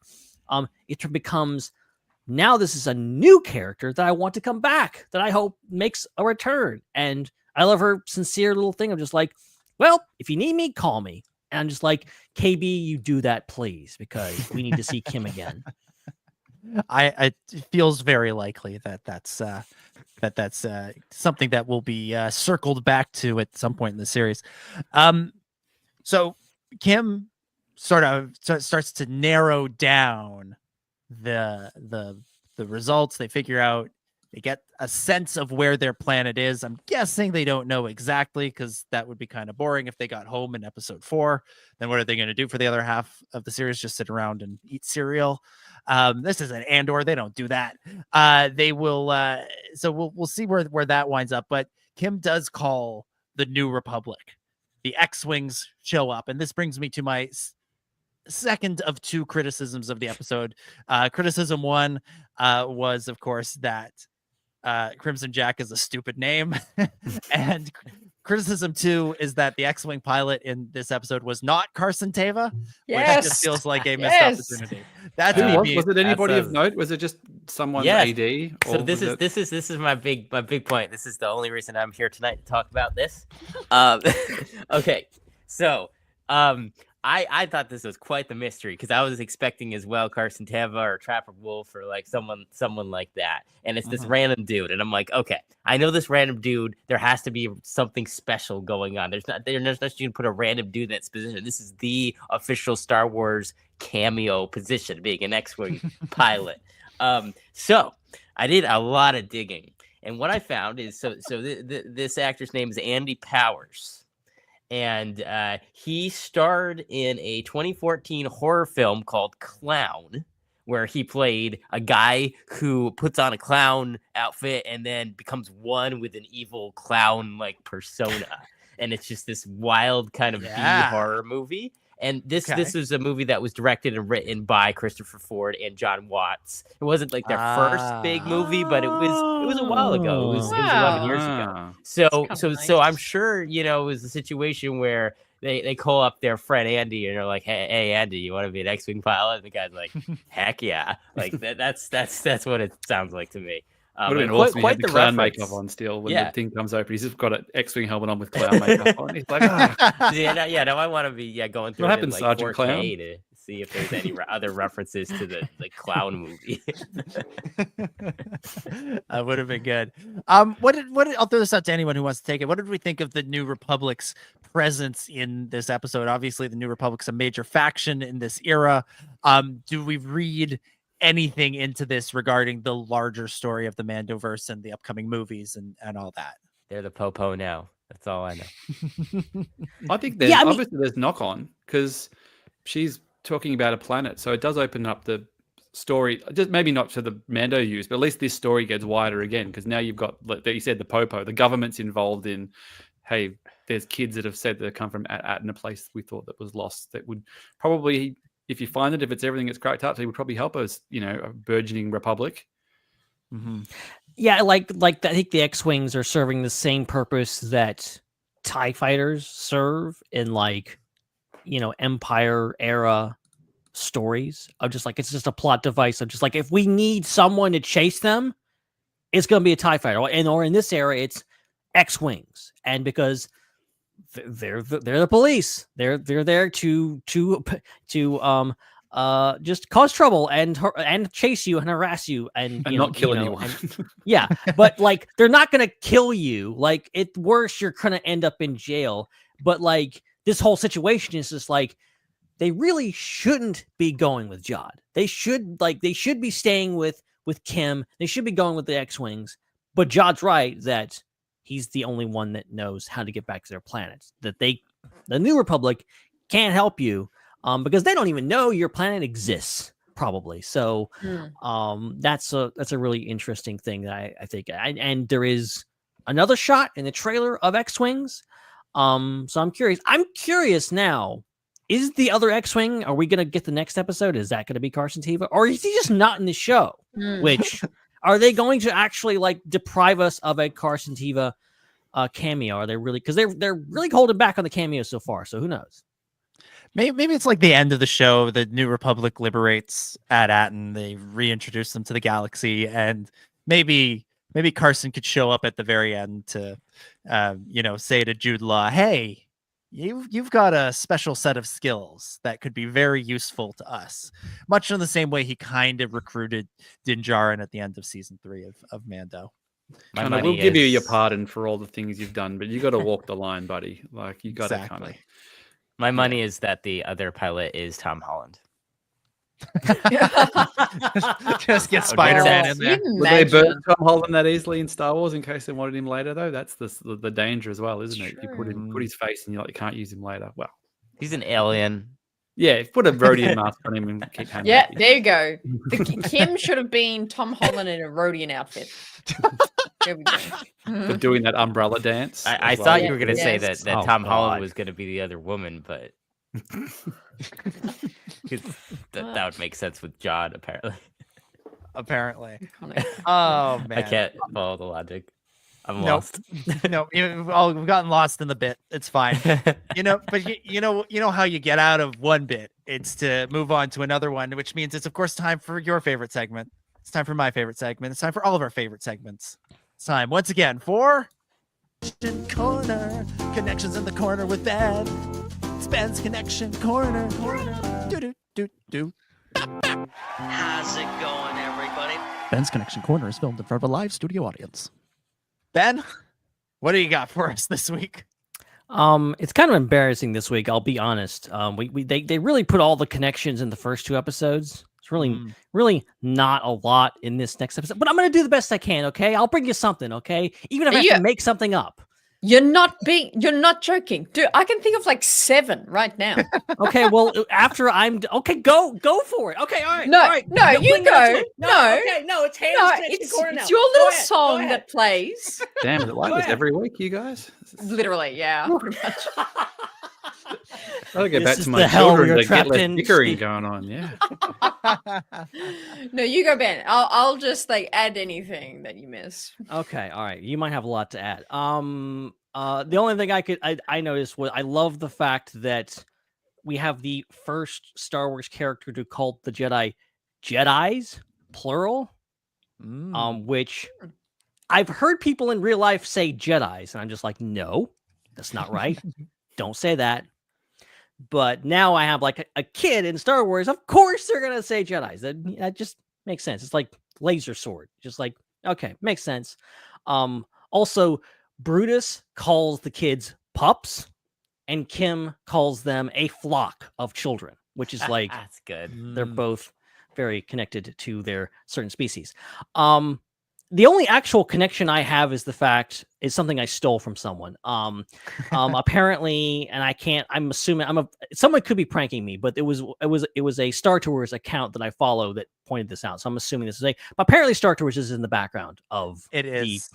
Yeah, it is. I saw it. I think I saw the same post, Ben, and when I was watching the episode this evening before we did the show, I spotted the Star Tours bus. I think it's in the background, looking back towards the port as they're trying to pull out of the thing. So, which just makes me think there needs to be a Skeleton Crew Star Tours mission added at some point, and it could quite literally tie in with this episode. I mean, yeah. For sure. Like that's a no-brainer. Get on it, Disney. Come on. So yeah. And the other thing, as we were just talking about Spider-Man, I love this one. This was I was watching the episode and like, there's something familiar about this guy. I heard a lot of reactions. People like, I know that voice of that Ishi Tib. Yes, Benjar Pranic is the name of the character. It's a mouthful. Is voiced by good old Alfred Molina. Of a Doc Ock fame, and also the first time he's been in a Lucasfilm production in like 40 years or more. Because obviously his very iconic role is Statipo in the beginning of Raiders of the Lost Ark. Has anybody played the Great Circle yet? The new Not yet, no. I've started playing it. No spoilers, but he is in it. Oh, he is. I've heard that they recreate the opening of Raiders. Yeah, they do. Well, there's the spoiler. So the tutorial is basically you redo that bit and you go into the temple and stuff. But it's it's like teaches you how to jump and how to do all the. Yeah, so I don't know whether he's voiced it again. I'll have to double check, but the character's definitely in there. Yeah, but I love the fact that he's in this because it's kind of a reference to the fact that the Spider-Man movies, this show would not exist without the Spider-Man movies, because they literally, as the story goes, like. They're on set with Jon Favreau for not No Way Home, Homecoming, the first one back in 2017. They pitched this thing to Jon Favreau, and they're like, "Oh yeah, do this." And then obviously, Molina came back for the third one, and they were probably like, "Hey, you want to be in the Star Wars show thing?" And they did it. So it's great. So yeah, he's a legend. So it's really good to have him in Star Wars. Yeah. All right, Hannah, it's your turn. Come on, man. Shame me. Come on, do it. I can take it. In the prison area, we get all these droids that we're familiar with. No. Okay, see, if I had mentioned that, they would be like, "Oh yeah, Ben. Of course we saw the battle droid. Like me. Hannah could talk about it. It's no big deal." Ben, I'm just gonna say I intentionally didn't bring up the battle droid because I expected it would come up in the corner. But even the two other droids as well. There was obviously the battle droid, but then the other droid was I forget its number. It's usually called, but that was seen in the Jawas ship in A New Hope in the background with 3PO. The one with I just missed the scene. I must have just totally missed the scene. I'm sorry. Dude, yeah, come on. So there was one of those ones, and I believe there was a AP5 style protocol droid as well. That was the one that kind of stood up and was like, "Where am I going?" The prince. Those voices weren't anybody. Those droid voices were nothing. Oh, that's good. That's good. Obviously, Matthew Wood was the battle droid because he's the battle droid. Did we win? I'm like, okay, that's good. I didn't think after all the discussion in like 2011 about is battle droid humor old? Do we need this anymore? Like that was a genuine discussion. In the year of our Lord 2024, we still have battle droid humor. Yeah, lives on. It lives on. It's such a good point. It's well, I mean, and to the AP5 droid, saying the prince, I immediately started trying to go through my like catalog of Clone Wars knowledge, being like, how many princes have we got? The only prince I could think of was Prince Lee Cha of the Mon Calamari. You're correct. Xizor. Was it Xizor from Shadows of the Empire? Xizor? Bring him back. Xizor, yeah. Oh my gosh. Imagine if that's the prince he's talking about. But yeah. Well, literally Prince, the musician. Or just Prince. Sure. Just Prince. My name is Prince. That's usually referencing. Yeah. I know generally, Ben, your rule is you don't pull from the StarWars.com episode guides for this, but I'll just bring this one up because I know people will get mad if we don't mention it. The fact that Crimson Jack, that stupid name, first appeared in the original run of Star Wars Marvel comics back in 1977 in issue number 7, and then reappeared in the more recent comics, but doesn't look anything like Jude Law. So presumably, even the episode guide basically says, this character has a history of saying stuff that isn't true. So I suspect he's stolen that name from the real Crimson Jack, who is out there and will return. Pants as well. Yeah, I mean, one of the comics is weirdly not wearing any pants. I definitely get Ezra Bridger vibes from Jod of just like, I'm gonna just take I heard of this guy named Lando Calrissian, or I heard of this guy named Crimson Jack, and I'm just gonna pretend to be him. And full disclosure, never in my life have I heard Crimson Jack, and did I know he was in Star Wars? Okay, if you told me Crimson Jack, I'd be like, oh yeah, is that a Pirates of the Caribbean character? Like, it's a clever way to get away with a stupid name, though, isn't it, Dom? But you were kind of like, that's a dumb name. You're like, oh, it actually was in Star Wars before. But it's supposed to be stereotypical. Oh, I know, but it's like, you're like, oh, he's used it. Okay, they've used it before. Yeah, I can't complain that much. All right. Well, that concludes another insightful and informative, and apparently a version where he forgot a whole scene in the episode existed edition of... Just blinked and went by. Ben's Connection Corner. Connections in the corner with Ben. It's Ben's Connection Corner. Do. How's it going, everybody? Ben's Connection Corner is filmed in front of a live studio audience. All right. Does anybody have anything else they want to bring up about the episode before we hit final thoughts and scores out of 10? Gonna say no. Gonna say no based on the blank expression. We're too thorough. Yeah. The blank expressions on everybody's face. All right, let's go around the table one last time, give some final thoughts and scores out of 10 for very interesting as an astrogation problem. Hannah, why don't you start us off? Final thoughts and score out of 10 for this one. Yes. Final thoughts, just really fun. Again, I have such high praise of the storytelling in this episode.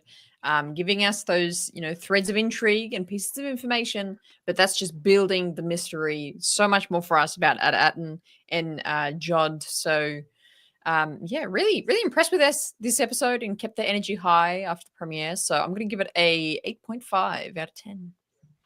8.5 out of 10 from Hannah. Josh? Final thoughts, score out of 10 for this one. I thought it was great. I think it built great on where we were going. It's moving at a clip. It's getting us somewhere we want to go.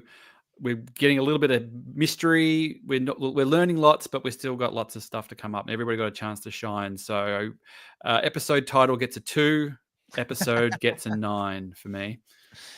I will say I do like that the episode titles are all like quotes from the episodes. I do like that as a touch. So it is though a long, confusing just made phrase. So hopefully next week someone just says lunch or something, lunch. So it's just like, right. I mean, they could have called this one lunch. That pot. Yeah, they could have called this one lunch. Yeah, that they were eating looks pretty good. The food in this show looks good. It makes me hungry every week. Edge. Yeah, right. All right, 9 out of 10 from Josh. Ben, final thoughts and score out of 10 for episode 3 of Skeleton Crew. A better title for this one. I'm going to give this one 0 out of 10 because a better title would have been, Did We Win? Would have made total sense. No, I adored this episode. I really, I think it built, like I said, built on the previous 2 episodes. I think it pushed the story to places that I really didn't expect to go that far. I think it really kind of fully set up the show. But obviously, and gave us some answers. I think that's the only thing. I think a lot of shows, especially, it's easy when you're like week to week or just binging shows. And you're like, okay, well, that nothing really happened in that episode, but I could just go on to the next one. No big deal. But like week to week, you want something to happen, and this show has been doing that every single week, and I think it's really great. And Kim is an amazing character. I hope we see her again. But also getting introduced fully to Jod and getting more with the kids. I think it's all it's great. It's fun. It's delightful. It's all around a great time. And I will give it a 9 out of 10. 9 out of 10 from Ben. Chris, what about you? Final thoughts and score out of 10. I mean, it's weird because, like, this episode was really great. I think it just feels slightly underwhelming because it was only 1 episode and we just came off of watching 2. So like it's like my only complaint with it is that it was just 1 episode and it was just like 30 something minutes long. Like I just wanted there to be more, and I can't knock it for just being 1 episode because that's what it is. So I have this weird surreal feeling about it.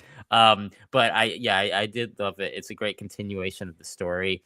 And I'm very excited for where the show is going next. So I have to give it a 10 out of 10, even though I'm mad, but it's because it's so good. I'm mad that it's over. Like that's my honest feeling. Honestly, fair enough. I'm going to give it a 9 out of 10. I've really been enjoying the show, but I want to give it some more space to be even better, because I think this episode was even better than the premiere. And I hope that they can just continue to build on it. There's some great moments in the episode we haven't even touched on, like Fern, when Jude Law tells them all to get some sleep. She says, "But I'm not even tired," and immediately cut to her conked out, which I think everybody can. Times. Yeah. They say, everybody can relate to that, whether you're a parent or whether you're the one falling asleep immediately. And I will say, Ryan Kira Armstrong, who plays Fern, nobody knows how to scowl quite like this. She is so good at looking distrusting and angry and miserable. The whole cast is terrific, but she's really stood out in the first couple episodes, I think. But strong episode, lots of fun. Really cannot wait for next week and the week after and the week after and the week after and the week after that. And then after that, the show will be done and I'll be sad. But 9 out of 10 from me.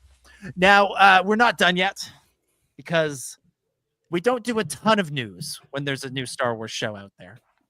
But every now and then a story comes along that must be discussed. And this week we got one of those stories. I'm going to read the headline from Variety. It says this: Jeremy Allen White joins Star Wars film The Mandalorian and Grogu. Now, if we stop the headline there, that alone is worth talking about. Yeah. It's casting news for the next Star Wars movie. That's exciting. Jeremy Allen White, great actor. If you haven't watched The Bear, you should check it out. He's really good in that. Very entertaining. Good, strong casting. Happy to have him in the Star Wars movie. But the headline continues. So the full headline is this: Jeremy Allen White joins Star Wars film The Mandalorian and Grogu as Jabba the Hutt's son. That's right. He's back. Rhoda the Hutt is back. Stinky is back. It's Stinky's time. Return of the King. Talk about a glow up. Yeah, really. I thought it was a joke. I honestly thought it was like a joke article, like the Onion or something. And I saw it. I went, "Oh, that's funny," and then just kept scrolling. Man, they really should have sat on this until April 1st. I'm telling you, that they would have really screwed with us. Oh, that would have been so funny. But yes, it is. He is back he is cast as Stinky, as Rotta the Hutt. The first paragraph of the article says Jeremy Allen White has joined the Star Wars film The Mandalorian and Grogu as the voice of Jabba the Hutt's son. Rotta the Hutt. Variety has confirmed the project. Blah blah blah. Anyways, Rotta, of course, was the MacGuffin of the Clone Wars movie, and was basically never seen or heard from again. They gave Jabba a son, and then they said, we're never going to do anything with this again until now. And this feels like the most Jon Favreau, Dave Filoni thing that I've ever heard of, because Filoni loves his guys. He loves his characters. That's why Ahsoka's in everything. That's why Sabine and Hera and all of the Rebels cast are constantly showing up and stuff. Filoni loves his characters. And Favreau loves taking the most outrageously goofy parts of Star Wars and including them in a new thing and making them cool. And, taking Jabba the Hutt's son, who was nicknamed Stinky in the movie, and casting the guy from The Bear as Jabba the Hutt's son, a guy who's like if you watch The Bear, that's all I can think of with Jeremy Allen White. He's Carmy. He's this like tough Chicago chef who's constantly yelling and screaming and swearing at people. That's Rotta the Hutt now.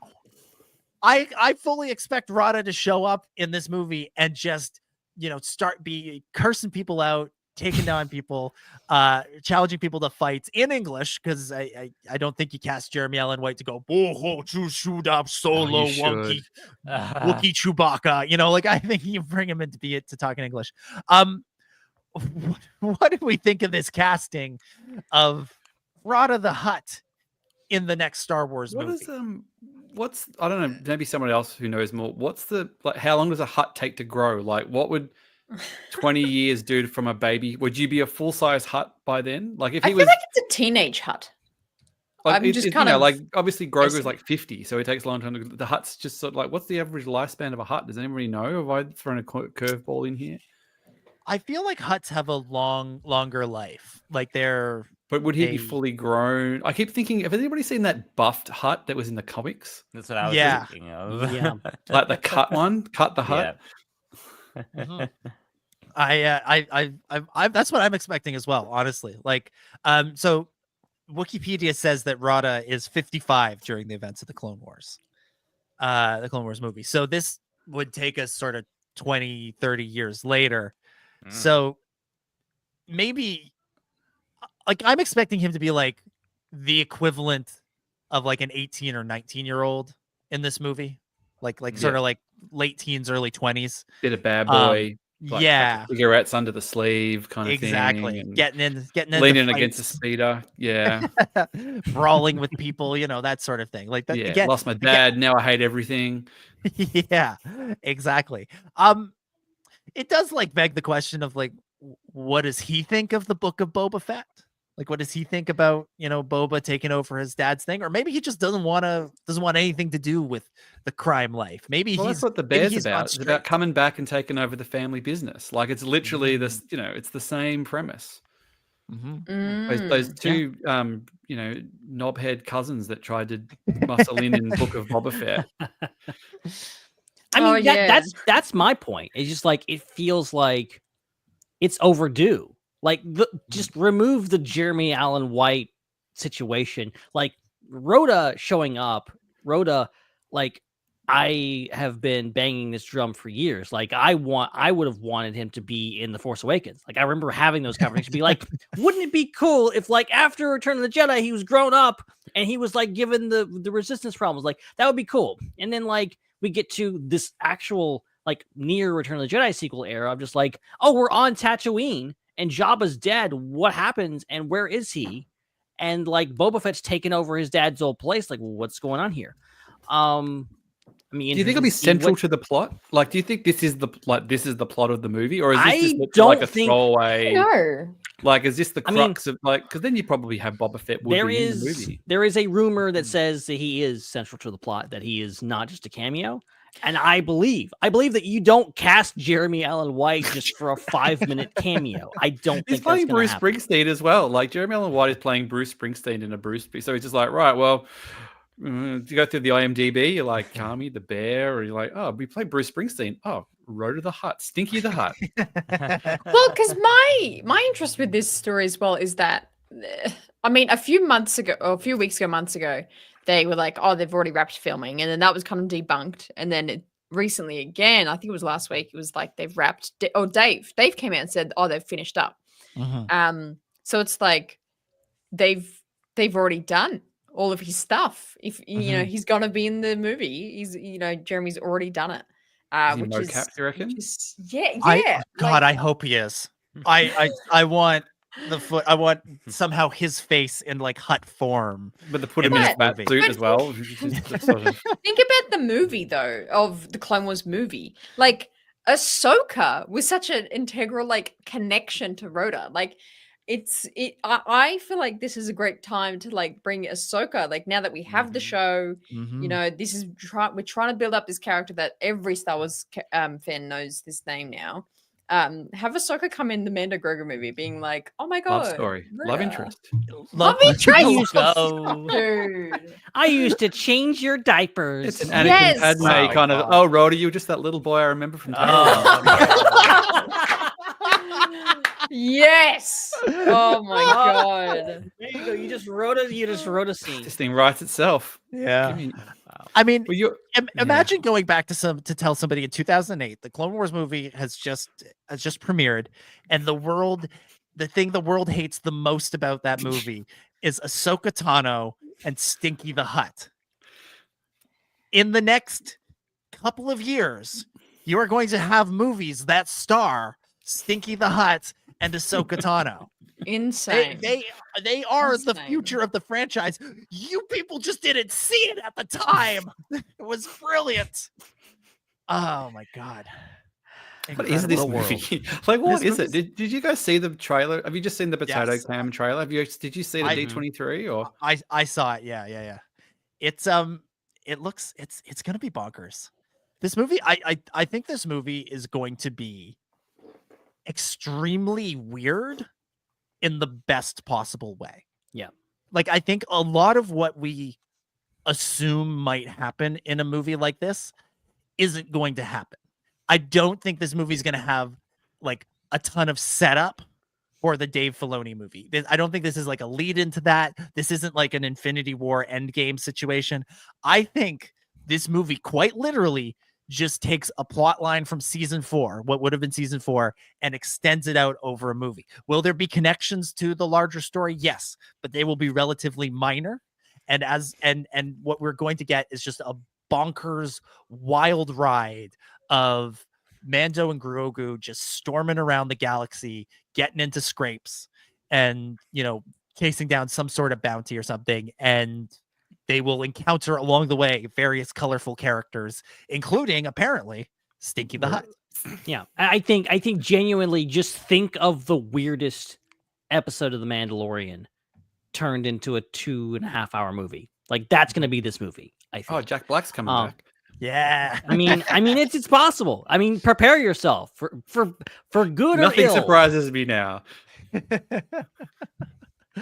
Yeah. So just wild stuff. I genuinely can't believe it. So I'm not an insider. I don't have scoops. I don't do that sort of thing. But someone whispered this to me like several months ago, and I straight up didn't believe them, which is why I never told anybody, because I'm like, that's so stupid. How could that ever happen? That's never going to be a thing.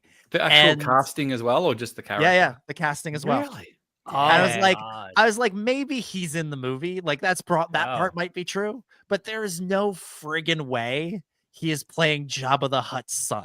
How like, did this actually leak? Wires.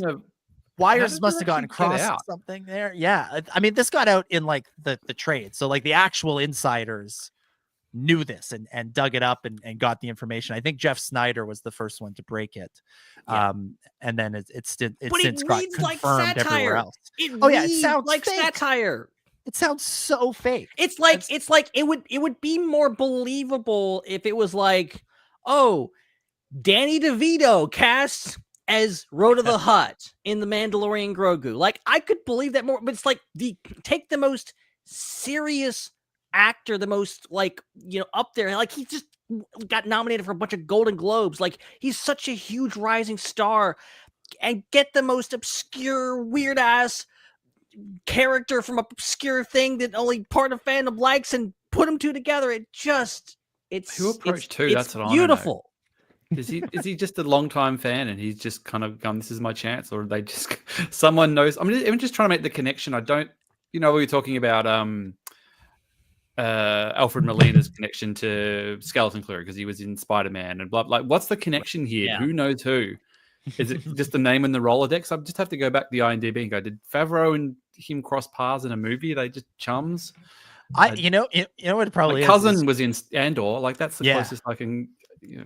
Well, Right. Favreau loves anything to do with chefs and cooking. So he probably loves The Bear as a show and has been looking for a way to work with Jeremy Allen White.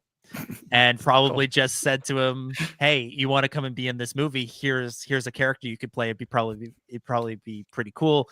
You're the kind of, again, this is why I think this movie is going to be bonkers. The kind of person we need to play Jabba's son is not somebody who can do the like Jabba the Hutt impression, but somebody who can be, Carmy and come in there and be like tough Chicago guy as a Hutt. And you make can it also, believable. if you want to be in something else with your face later, you can, because you're just going to be a voice. And and Hutts, we've also learned they don't all talk like Jabba. Like Zero the Hutt's got a bit of like a normal in inverted commas voice. They can talk with a somewhat regular. They don't all sound like Jabba as well. I am very curious, and this could turn into a whole other thing. We'll be talking about this for the next year and a half. But like, is he an ally? Is he like, my dad was, I've kind of seen the arrow of my dad's ways, and I've trying to turn the hand. Maybe maybe it's a buddy cop movie with Din Djarin, Grogu, and Rotta the Hutt. Maybe that's the movie. Or is he trying to do the crime boss thing? And is he giving jobs to bounty hunters like Din Djarin? I mean, I'm very angry young curious man. which way I this is think gonna if go. they want to, I think angry young man, but whatever, angry young Hutt. But I would take the buddy cop. I mean, all three of them on a speeder. This is just. Are we sure Dave Filoni isn't directing this movie? Because like you're gonna get basically characters from his 3 TV shows as the leads of this. We're just assuming Rotta's the lead now. We've just decided that. Mando, Rotta, and again, based on that trailer, Zeb seems to have a pretty significant role in there. There's Clone Wars, Mando, and Rebels all in one. Filoni came up with this after walking off stage at a panel at Celebration. Like, just really. And I'm pretty sure chillness. I could be wrong, but I'm pretty sure Eman Esfandi was out there at some point recently, and somebody was like, "Oh, you shooting something?" He's like, "Yeah, I'm gonna shoot. I think he was gonna either shoot something soon or had shot something recently." So people are already saying like, "Oh yeah, Ezra's gonna be in the movie too." So it's just gonna be Ezra and Rotta, and Ezra's gonna say like, "Man, you're stinky." Yeah. Oh, at some point, somebody's going to say something to the effect of stinky, or someone will bust out this Han Solo line because they can never not quote another Star Wars thing and say, "What an incredible smell we've discovered." Or something. Stinky might set him off. Like, someone calls him Stinky and he's just like, "Don't call me that." Yeah. Well, back in the day, there was going to be a TV show called Star Wars Detours. That was going to be a comedy, and Rotta was going to appear in that show as like a teenage Hutt. And apparently he would not like it when people called him stinky. So see, where is this show? Just sitting there. Brain ahead of his time. Yeah. All right. I think that's it. We've covered the best Star Wars news story in a while. And I think we can leave it there and begin to wrap things up for this week. All right, so that'll do it for this episode of the Star Wars Underworld Podcast. We want to thank everybody so much for watching and listening to the show. If you were watching on YouTube, make sure you hit the subscribe button on the way out. And if you are listening to the show, make sure you are subscribed to the feed you're listening to it on so you get more episodes, and that you leave a review to help in the algorithm. You can follow us at the SWU for more from the Star Wars Underworld until the next show. Dominic, thank you so much for hosting tonight. It was my pleasure as always. It was great fun talking about this episode of Skeleton Crew, and like I said, the best Star Wars news story in quite some time. I cannot wait to see this movie. It's going to be so weird and wonderful, and it might bring some of that wonder back to Star Wars on the big screen, the same way the Skeleton Crew is injecting some wonder back into Star Wars on the small screen. If you want to hear more from me, check out Game Over Toronto. Talk about Toronto Maple Leafs games, talk about hockey. We did a breakdown of the dumbest hockey game I've seen in a while earlier this week, so go and listen to that for the Leafs versus Devils showdown. That was a strange one, so enjoy that. And that's it for me. See everybody in 7 days' time. Awesome. You can follow Dominic at DominicJ25 on social media. Hannah, thank you so much for hosting. Oh, mute. Thank you so much. Another great show, great discussion, and another show where I just rip on Ben the whole time. So a great week, and I can't wait for the next Skeleton Crew episode, or Skelly Crew, which I'm seeing people coin it as. So can't wait for that. Awesome. Skelly Crew. You can check out all of Hannah's content about the show over on the Raeside, Raeside. Josh, thank you so much for guesting this week, and tell everybody about how they can find your podcast on the internet. Oh, thanks, guys. It's just lovely to be back talking and chatting with friends. And yeah, so Star Wars Spelt Out, we're in Skeleton Crew season, so we've got a rotating sort of bunch of guests who come in and review, and a couple of consistent people. We've got Catherine Neen from That Geek Pod, Matt Mole from the 3 Men and Baby Yoda, Andy Bell from Just Chillin', and our other friend Matthew Turbo Thurbin, who all come on either all together or whenever they can, and we record those. And my daughters are making a guest appearance at the end as well. And the best part of the show, in my opinion. Yeah, people like that more. Maybe I need to just milk those children, be one of those YouTube parents, they put them up and give them complexes and make them work on YouTube. Yeah, it sounds good. Good plan. Dad, get the microphone out of my face. Yeah, get up. Come on, unpack this. And so we just do the podcast and doing that at the moment. We're in Star Wars season. I'm not sure how the episode that's coming out on Christmas Day in Australia is going to go, but we'll work that out. Check your calendars. Yeah, Hannah's just realized. Yes. It's like, how do I just eat prawns while watching my reaction? Have a Christmas swim like we're in an episode of Bluey. Yeah. Yes, exactly. And I'm sure I'll see you guys before then, but I'll see you all in Japan. So I'll be at Star Wars Celebration Japan, and there'll be beanies for everybody who comes. Awesome. Yeah. Awesome. So check that see out. you there. And maybe everyone can join the beanie cult. Yes. Yeah. Well, if I have them shipped to Japan, I'm hoping that means the bottom line will be better, and I'll probably be able to just give them away, which will be better. I won't have to cover costs this time. So we'll see you there. Awesome. So check out Star Wars Spelt Out. And of course, Ben, thank you for hosting as well. Oh, it was a pleasure, as always. Pleasure watching this episode. And I promise I won't sleep through any scenes next time. I'll bring them all. I'll bring them all. Or maybe just, you know what? I think what needs to happen, I think Hannah needs to take it over, okay? They'll just give it to Hannah's Connection Corner. I'm just going to retire. And Hannah can just do it every week. Take all the notes. Sam and Diane in here. It's like, oh my goodness. I think what needs to happen is, Ben, you just need to not throw things out, and just every single connection you need to say. Yeah, I want the lame stuff. I've tried that. Okay, I've been there, done that, and guess what? Look, I'll do it again just to show you what happens. Do it. Okay? That's what we want. I'll do it. Next week it's gonna be Ben's Connection Corner for an hour. That's right. Pam just can't get along. Did you guys see that there were X-Wings in this episode? They're from a movie that came out in 1977, which originally was called Star Wars. I want that level. Yes. That's what we need. All the connections. All right, I'm Ben Hart. Just wait. At Ben Hart with no E's, where you can demand more connections. Definitely do that. You can follow me at Seek3PO. Make sure that you check out our Discord. Link is in the description. And then you check out all the other shows on the Star Wars Underworld Network. In addition to the Raeside, we have On Cannon, Tales from the Galaxy, Tractor Beam, and more. That's it. We'll be back with another episode reviewing the next episode of Skeleton Crew next week. But until then, for Josh and Ben and Hannah and Dom, my name is Chris, and may the Force be with you.